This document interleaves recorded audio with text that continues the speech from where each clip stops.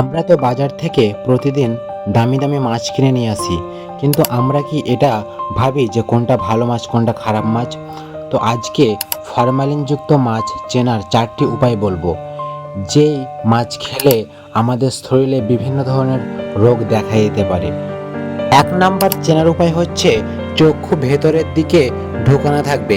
দেখবেন যে মাছের চোখ ভিতরের দিকে ঢুকে আছে ওই মাছ একদমই কিনবেন না।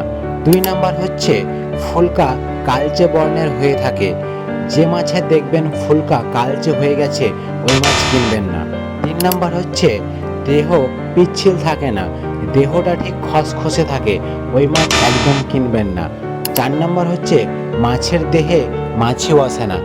দেখবেন যে মাছের দেহে মাছি বসে না ওই মাছ একদম কিনবেন না। এইগুলো হচ্ছে ফরমালিনযুক্ত মাছ চেনার উপায়।